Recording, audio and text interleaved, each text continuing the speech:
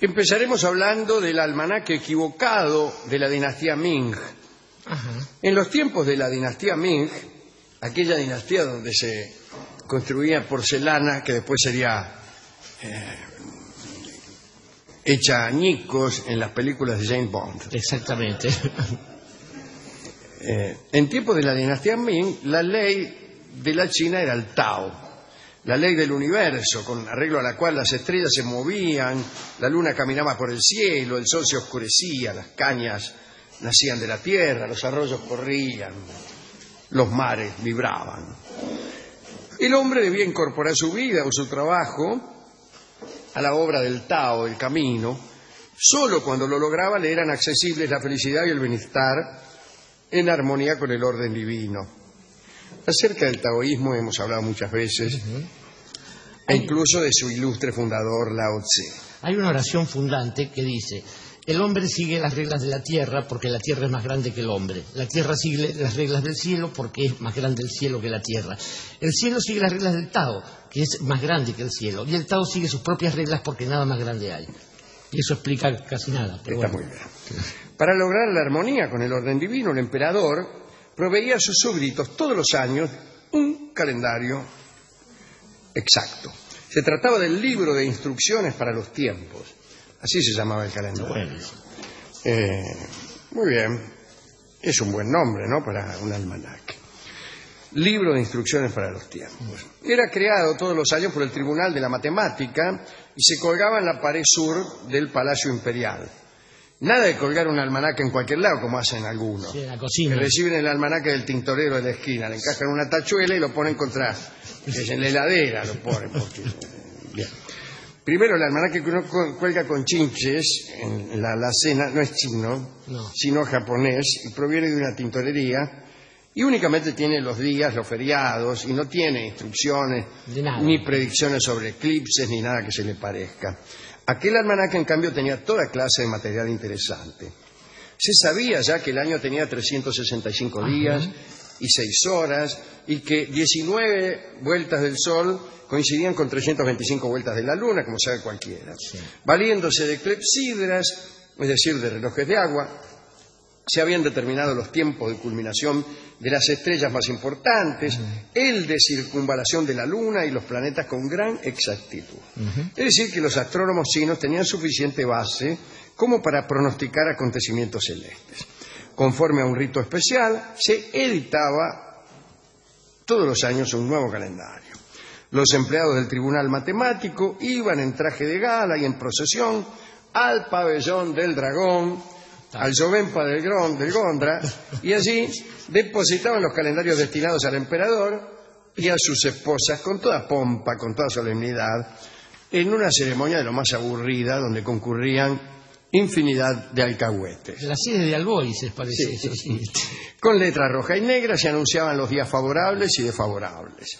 Los días que eran aptos para la labor del campo, o para celebrar el matrimonio, o para mudarse, o para refacciones de los barcos, o para entierros. Cada día tenía la correspondiente consideración. Hoy será bueno reparar un barco, pero no enterrar. Mañana está lindo para casarse, pero no para mudarse. Y así. Quien seguía exactamente estas indicaciones podía estar seguro del éxito de todas sus empresas. Para el emperador, el calendario era el instrumento que le permitía gobernar, mantener en orden el país. Si el Tribunal Matemático había fijado con justeza el comienzo del año, también se conjeturaba que el calendario garantizaba el orden. El orden, dije. Sí. Que gracias a él, el emperador gobernaba bajo las leyes del cielo y los funcionarios cumplían fielmente en sus cargos, y el labrador podía regocijarse con la seguridad de una buena cosecha. Ahí está. Es decir, un buen almanaque era indispensable para un buen gobierno. Eso sí, si algún error se había introducido en los cálculos de los astrónomos, entonces el calendario, en vez de guiar al pueblo de acuerdo al Tao, lo desviaba del camino del universo y se producían terribles trastornos. Ocurrió que durante muchos años la cosecha en China fue mala, los ministros robaban como cuervos, el emperador Huan Li de la dinastía de los Ming apenas podía hacer cumplir sus órdenes. Todos aseguraban que el imperio chino había caído en el desorden. Y comprobaron, o mejor dicho, sostuvieron que eso era porque el calendario estaba mal hecho. De tanta confianza que le tenían al calendario, cuando las cosas empezaron a ir de mal en peor, dijeron, es el calendario. Claramente. Entonces el emperador discutía con sus ministros a ver cómo podía romperse aquel maleficio. Finalmente se dirigieron a unos jesuitas que habían quedado en la China después de la muerte de Matteo Ricci, uno de los primeros que habían ido a la China. Estos sabios jesuitas fueron consultados. Escúcheme, le dijo el emperador, lo habrá dicho en chino. Sí, ¿no? seguro. Dice, mire, dice, se me viene el gobierno abajo, parece que el calendario está mal, lo que sé. Entonces los jesuitas le pidieron el calendario para estudiarlo. Dígemelo 3 días, así Déjemelo. Y vieron que el tribunal matemático se había equivocado groseramente en la elaboración de este instrumento. Estas afirmaciones produjeron en el palacio consternación. Si fueron, le dijeron, mire, este calendario no va ni para atrás ni para adelante. Sí. Y el cielo dio la razón a los jesuitas. En China los eclipses de sol eran muy importantes y el emperador debía ser informado un mes antes del eclipse para dirigirse a observarlo con sus mejores insignias. Los jesuitas pronosticaron para un día un eclipse y habían indicado la hora exacta del fenómeno y ese eclipse no estaba en el calendario del tribunal matemático y el eclipse se produjo. Entonces el emperador ordenó que echaran a todos los del tribunal matemático y pusieran amigos de los jesuitas para trabajar con métodos europeos. Un jesuita llamado Adam Schall fue el encargado de llevar a cabo la reforma del calendario. Schall hablaba 6 idiomas, era experto matemático, astrónomo, era habilísimo para fabricar artefactos. Y antes de esta corrección cayó sobre la dinastía Ming el desastre que necesariamente tenía que originar un gobierno con calendario mal hecho. Aparecieron revueltas interiores, los tártaros en el norte aprovecharon esas revueltas para invadir, atravesaron la Gran Muralla y cuando los ministros y los generales ya no sabían cómo sostenerse, Adam Schall les enseñó a fundir cañones, a gestar a toda velocidad un arsenal con técnicas europeas. Y así los tártaros fueron rechazados, la revolución se detuvo, etc. A pesar de todo esto, un ejército de rebeldes penetró a la capital y conquistó el palacio imperial. El emperador Wanli se suicidó. Y el último príncipe de la dinastía Ming murió en el destierro, convertido al cristianismo. Se cambió de nombre y se hizo llamar Constantino, el chino Constantino. La dinastía sobreviviente, una dinastía del norte, los manchúes, en realidad venían de Manchuria, no eran chinos, supo de los jesuitas y se interesó en ellos.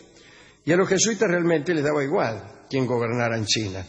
Para ellos, todos los chinos eran iguales. Lo que querían era conquistar la China para la fe de Cristo. Y llamaron los nuevos soberanos a los jesuitas para que construyeran un buen calendario. Y lo nombraron Adam Schall, director del Tribunal Matemático, recibió la dignidad de un mandarín de primera clase, auto en la puerta, qué sé yo. Sí, bueno. Auto en la puerta es un agregado. Rickshaw en la puerta. Un agregado jesuítico. El calendario que hizo Schall era muy preciso en cuanto a la coincidencia con eclipses y el emperador publicó un edicto en el cual no solo la ciencia europea era aceptada, sino también el cristianismo. Dijo, mire este calendario que anda tan bien y predice tan bien los eclipses que nos hacemos cristianos. Un tipo que suma tan rápido debe tener una religión verdadera, dijo. Dijo el príncipe, razonando mejor que más de 4. Sí. Yo todavía estoy buscando a alguien que sume rápido y me transmita la fe. Pero no, cuando empiezan a sumar rápido pierden la fe. El caso es que 10 eunucos de la corte, entre ellos el criado favorito del emperador, se hicieron bautizar. Digámoslo así. Ay, bautíceme, habrán dicho. Se dio protección a los misioneros, se los dejó predicar libremente, pusieron una iglesia cristiana en Pekín Todo fenómeno, procesiones, medallitas. La reputación de Charles se elevó de tal manera que pronto empezaron los intrigantes y los envidiosos. Por ahí murió el emperador. Chao. Llegó al poder un consejo que gobernó en nombre del hijo del emperador, Kangxi, y este consejo del emperador era anticristiano. Y chao. Estoy saludando a mí. Sí, vale. Apareció por ahí en escena un matemático maometano, Zhang Kangxian, que aspiraba a la presidencia del tribunal matemático y acusó a Charles de traidor a la patria, no sé por qué. Enseguida dijeron, sí, tiene razón. Suma demasiado rápido para mi gusto. Sí, así que debe ser un traidor a la patria. Lo llevaron ante un tribunal, lo condenaron a muerte. Qué sé yo por qué. Zhang Kangxian se adueñó del tribunal matemático. Kangxi se hizo cargo del imperio. No se hizo cristiano, pero les dio cierta tolerancia. En realidad, Kangxi, el hijo de aquel emperador que se había hecho cristiano, fue un emperador excepcional, porque tenía la costumbre de llamar a su corte a todos los que sabían. Aquellos que saben, vengan todos a mi corte. Bueno, tenía un gran amor por el conocimiento, se pasaba todo el día estudiando y todas las mañanas llamaba a los jesuitas para que le explicaran una ley física o una figura geométrica. Se martirizaba todas las noches con problemas, hizo construir cubos, pirámides, conos, calculaba el peso de distintas bolas de un diámetro determinado, disculpen ustedes, bueno, etc. Y ya no pudo vivir sin los jesuitas. Se los trajo y les permitió incluso que se sentaran alrededor de él. Un día les presentó un mapa del cielo con una explicación en chino que contenía, una explicación. Los jesuitas le presentaron a Kangxi un mapa del cielo con la explicación en chino del sistema de Copérnico. Y así se enteró Kangxi de la rotación de la Tierra alrededor del Sol, que este hombre no sabía, el emperador no sabía. Y esta revelación le causó tanta excitación que se encerró en su habitación y no recibió a nadie durante 2 meses. Eso se llama ser impresionado por un conocimiento, ¿no? Yo conozco muchos que habiéndose anoticiado de la rotación de la Tierra se quedaron ahí lo más frescos leyendo Fóbar y Carreras, ¿no? Bueno. El emperador no. Estaba ahí perplejo pensando la Tierra gira alrededor del Sol. Estaba elaborando en su interior aquella nueva y conmovedora imagen del mundo que se le había manifestado. Y antes de morir, Kangxi se hizo cristiano, porque parece que gracias a las medicinas jesuitas pudo pasar sus últimas horas sin dolores. Con píldoras francesas, polvos indios y vino español, los jesuitas ganaron muchas almas para el reino de Cristo. Laudan también. Después, a la muerte del emperador, la sucesión fue nefasta para los jesuitas y el Tribunal de Ritos de Pekín inició la revisión del cristianismo, se lanzó un edicto, fueron destruidas numerosas iglesias, se metieron en cana a 300.000 chinos que habían sido bautizados, los obligaron a renegar, no a renegar en el sentido de decir qué barbaridad, no, digo, a renegar de la fe. Me hacen renegar. Bueno, y así terminó esta impresionante forma evangélica que tenían los jesuitas, que era a pura ciencia, a pura técnica, a puro deslumbre intelectual. Nada de, qué sé yo, se portan bien, va a venir un ángel, no.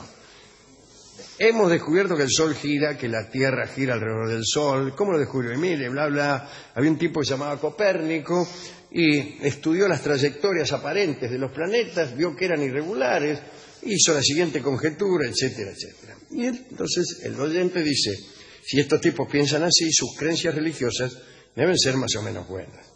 Esa es la única posibilidad de evangelizar, me parece a mí. Claro. Después viene otro que dice, mira, el Señor te va a ayudar para que aciertes a la quiniela. Bueno, es más corto. No estoy interesado en eso. ¿Y por qué cuento esto? Porque el protagonista de esta historia es un jesuita, Adam Schall, y hoy un jesuita está en el trono de Pedro. Y se habla mucho de este asunto. Me pareció interesante recordar algunas cosas centrales del jesuitismo, algunas de las cuales hemos estado charlando el otro día. Sí. Diga 2 o 3 cosas si usted A quiere. ver, hay algunas cosas que son interesantes. La Compañía de Jesús la funda Nacho López, porque así se llamaba, Íñigo López de Loyola. Hay una cosa muy interesante. Loyola, en vasco, significa enfrentar al enemigo. Y es curioso porque el enemigo, el primero que debe enfrentar Ignacio de Loyola, no es otro que Francisco I. Digo porque es el nombre que adoptó el Francisco Papa I, Jesús. rey de Francia. Rey de Francia, no San Francisco. I de Valois. Exactamente. Y ese es el nombre, el primer enemigo de los jesuitas, tiene el mismo nombre que hoy... el primer papa jesuita. El primer papa jesuita. Y la compañía nace con una idea que es realmente maravillosa. Gente que se propone ser los ojos, los oídos y el cerebro de Dios sobre la tierra. Esto es, ser aquellos que traduzcan para el Señor, en principio para la Grey, para el clero y después para la Grey católica, los fenómenos que el mundo le presenta a uno. Y esos fenómenos son, por ejemplo, los pueblos de Oriente, será en su momento el marxismo, será en su momento la biología, la teoría de Darwin, la física cuántica. Digamos que la Compañía de Jesús ha dado un paso enorme en la humanidad a través de la educación. Son los gestores de los grandes colegios de todo el mundo. Y, por ejemplo, desde Fidel Castro hasta, artistas, Alfred Hitchcock, o bien, le podría nombrar una lista, casi no hay personalidades en ningún país que no hayan pasado por un colegio jesuítico. Algunos de esos colegios fueron cerrados en un momento, el Colegio Patria de México, cuando los jesuitas decidieron que estaban haciendo demasiados estudiantes de élite y que esto no era bueno para el pueblo. Algunos otros han sobrevivido. Mi colegio, el Nacional de Buenos Aires o el Montserrat, son colegios jesuitas, y así un montón de lugares. Ahora bien, esta gente tenía 4 votos cuando lo funda Ignacio de Loyola: obediencia, castidad, pobreza, y un 4º voto: obediencia plena y absoluta al Papa. Esto es curioso, porque, digamos, se supone que todos lo obedecen al Papa. Bueno, no, ellos estaban a las órdenes del Papa, aquello que al Papa se le ocurriera. Por ejemplo, en algún momento suprimir la Compañía de Jesús, como les pasó esto. Acá sí fueron. Pero hay una, creo que a la hora de... 1733. Es la primera, y después 1767 la nuestra, la que nos afecta a nosotros acá. Hay una cosa que es bien interesante y que tiene que ver con un general. Digamos que se hablaba en una época, se habló del Papa Blanco y el Papa Negro, porque el general de la orden, porque es una orden militar, una orden eclesiástico, militar, intelectual, usaba, el hábito negro, y hubo un general en 1965 llamado Pedro Arrupe, del que yo me quiero acordar especialmente. Este hombre inventó un término que es inculturación, y que significa: queremos transmitir la palabra de Cristo. Esta palabra adquiere formas muy diversas. Lo que tenemos que hacer es saber a quién se la transmitimos y cómo habla esa gente. Por ejemplo, Japón tiene la ceremonia del té, el arte del kendo, el arte de la poesía, el arte del tiro con arco. Estudiemos esas cosas y después insertemos allí el mensaje del Cristo. Bueno, no solo lo dice, sino que lo hace. Pero comprendió mucho antes que muchos, sí. Mucho antes que muchos, que se especializan en los discursos, la importancia del lenguaje en el tráfico de las ideas. Y que hoy uno de ellos esté al frente de la Iglesia es un acontecimiento demasiado importante como para ser desmerecido solamente porque uno no cree. Claro, totalmente. Si uno socolor de no ser creyente pasa por alto y dice: bueno, ¿qué me vienen a mí con eso? A otro can con ese juicio. Yo soy el secretario general del Partido Comunista, ¿qué quiere que haga? Yo no estoy en contra de eso. No está bien. No está bien. Y además, los comunistas inteligentes, igual que los jesuitas inteligentes, yo he vivido muy cerca de la Universidad de Georgetown, en Washington, y he ido a estos seminarios, en los que van marxistas, musulmanes, judíos y jesuitas, no necesariamente católicos de otros ámbitos, a discutir sobre cosas como la dirección del tiempo. Stephen Hawking está dialogando con ellos. El tiempo va para un solo lado, porque para ser jesuita primero hay que estudiar mucho, después hay que elaborar mucho, y después hay que callarse las cosas que uno logra. Creo que es una fórmula que a usted no le resulta nada extraña esta. Lograr grandes cosas más allá de que después podamos ser admirados por ellas. Porque el lema de la compañía es ad maiorem Dei gloriam. Lo que hacemos es para mayor gloria de Dios.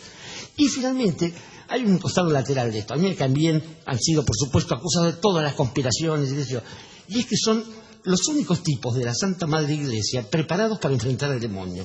El exorcismo es Solamente lo pueden hacer los jesuitas. Y es interesante porque, pienso en el padre Carras de la película El Exorcista, el otro que no es actor sino cura, el que le da la medallita al final. Pienso en todos aquellos que han creído que el mal se debe combatir desde algún lugar preciso. Y eso también es una forma del exorcismo. Y para eso uno debe recordar las cosas fundantes de uno, la lengua propia, además de aprender otras 100, la pertenencia propia, la patria propia, además de ser después el hombre que se encargue de los destinos del mundo. Y por eso, me parece que no es moco de pavo pensar que si hay algo que puede definir un recuerdo de esta orden, de esta compañía, que por primera vez se decide hacer historia, y vamos a ver cómo le va. Por supuesto, vamos a ver qué es lo que hará, es un verdadero misterio. Nosotros lo decimos desde afuera. Desde afuera, claro. Nada hay más distinto que un papa. Claro. Para ser papa hay que recorrer un camino enteramente distinto al que hemos recorrido nosotros. Pero si nosotros vamos a exigirle al papa que se comporte de un modo parecido al nuestro, bueno, estaríamos en un error. Entonces el papa sería Rolón. Claro. y no sería mal papa, pero no sería mal papa. Pero claro, partamos de esta base. Los papas creen en Dios, muchachos, en serio, creen que Dios existe, creen que María parió virgen, creen en los misterios de la Santísima Trinidad. Hay cosas que uno no comparte. Bueno, pero no hay que indignarse ante eso. Claro, no hay que indignarse. Con los radicales me pasa lo mismo y no me peleo con ninguno. Entonces, pedir que sea un hippie el Papa es, queridos compañeros, un error. Y es interesante que ese Papa sea argentino porque la política es otra cosa. No se da en los comités y en las unidades básicas solamente. Está el mundo. Y por eso hay un gobierno, hay un Estado y hay otro Estado que es el Vaticano. Un argentino es, el tipo que reina en el Vaticano. ¿Qué mejor manera de homenajearlo? No con las escarapelas amarillas y blancas que se pusieron algunos genocidas en un juicio, sino con los colores que él reconoció como los colores de su amor cuando pibe. Lo que vamos a escuchar es nada más ni nada menos que Boedo.